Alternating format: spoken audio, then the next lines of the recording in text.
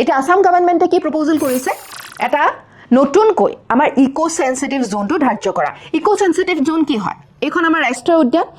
আৰু ৰাষ্ট্ৰীয় উদ্যানৰ চাৰিওকাষে থকা যেটো ৰেডিয়াছত নৰমালি এটো ৰেডিয়াছ কিমান হয় 10 কিলোমিটাৰ এই ৰেডিয়াছত থকা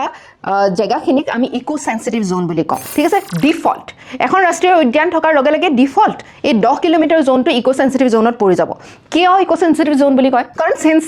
সেনসিটিভ মানে তাত কিবা এটা ঘটনা হলে তাত কিবা এটা হালহলনি হলে যিখন মেইন ৰাষ্ট্ৰীয় উদ্যান আছে নেশ্যনেল পাৰ্ক আছে তাত ক্ষতি হ'ব পাৰে হয়নে ৰাষ্ট্ৰীয় উদ্যান এখন স্থাপন কৰা মেইন উদ্দেশ্য কি হয় তাত যিবিলাক প্ৰজাতি আছে যেটো বনাঞ্চল আছে সেইখিনি সংৰক্ষণ কৰা যদি তাত ব্যাপক ৰূপত আমি কিবা কিবি কৰো ল্যান্ডস্কেপটো হলনি কৰি দিও তেতিয়া মেইন ভিতৰৰ যেটো কোৰ হয় সেই কোৰটোটো এটা প্ৰভাৱ পৰিব পাৰে ৰাইট এইটো এটা 10 কিলোমিটাৰৰ জোন এইটো সুপ্ৰিম কোৰ্টে এইটো কৈছে যেতিয়ালৈকে গভৰ্ণমেণ্টে কোনো নোটিফিকেশন আনি পেলে ইয়াক হলনি নকৰে তেতিয়ালৈকে এইটো 10 কিলোমিটাৰ বফাৰত থাকিব পাৰে কিন্তু ম্যান্ডেটৰি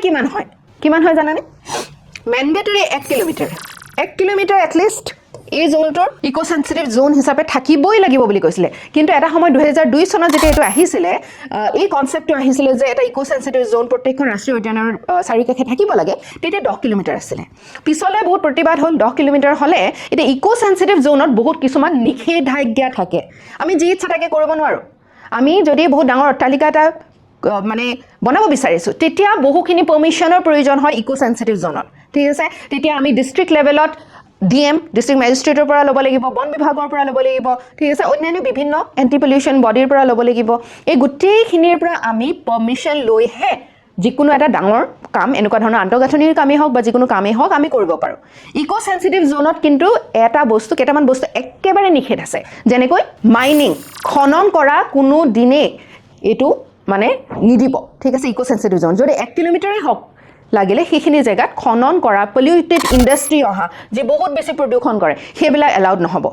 সৰুৰা অট্টালিকা বনাইছে কিবা ডেভেলপমেন্ট কৰিছে তেতিয়া কিন্তু উইথ ডিউ পাৰমিশন কৰিব লাগিব কিন্তু পাৰমিশনটো সহজ নে পাবলে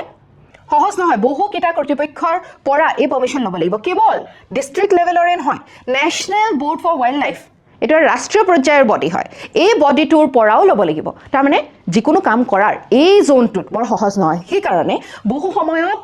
কি কৰিছে এটা আমি দেখিছো স্থানীয় মানুহে প্ৰতিবাদ কৰিছে এটা বঢ়াহনা মানুহ হিচাপে আমাৰ লাগিব যে স্থানীয় মানুহখিনিয়ে এনভায়ৰনমেন্ট বচাবৰ কাৰণে থাকিব লাগে তেওঁলোকে দেখোন ইয়াৰ বিপৰীতে পদক্ষেপ লৈছে তেওঁলোকে দেখোন বিপৰীতে প্ৰটেষ্ট কৰিছে তেওঁলোকৰ কি উদ্দেশ্যটো কি কাৰণ ইকো সেনসিটিভ জোনত পৰিলে মানে এই যে পাৰমিশন বিলাক বহুত বেছি দীঘলীয়া হৈ যায় তাৰ পৰা হয়তো তেওঁলোকে বাচিব বিচাৰিছে ওকে আৰু চৰকাৰৰ কথা কি হ'ল তোমালোকে হয়তো সেই NH37 এৰ কেতিয়াবা যদি গৈছা তেতিয়া গম পোৱা যে 4 লেনটো তাৰ পৰা 2 লেনলে গুচি আহে হয়নে কাৰণ তাতে ইনফ্ৰাষ্ট্ৰাকচাৰ ডেভেলপ কৰোতে প্ৰবলেম হয় আৰু ইমান এটা সেনসিটিভ এৰিয়াত বহুত বেছি ব্যাপক ৰূপত ডেভেলপমেন্ট নহলেও কোনো কথা নাই কাৰণ আমি প্ৰকৃতি সংৰক্ষণ কৰিলেহে আমি জীয়াই থাকিম ডেভেলপমেন্টৰ নামতে যদি আমি সকলো শেষ কৰি দিওঁ তেতিয়াতো কোনোবা এদিন এতিয়া শিৱসাগৰৰ যেনেকৈ প্ৰলয়ংকাৰী বান আহিছে কোনোবা এখিনিত কোনোবা দিন কাজিৰঙাটো নহব যে সেইটো কোনো মানে নাই ৰাইট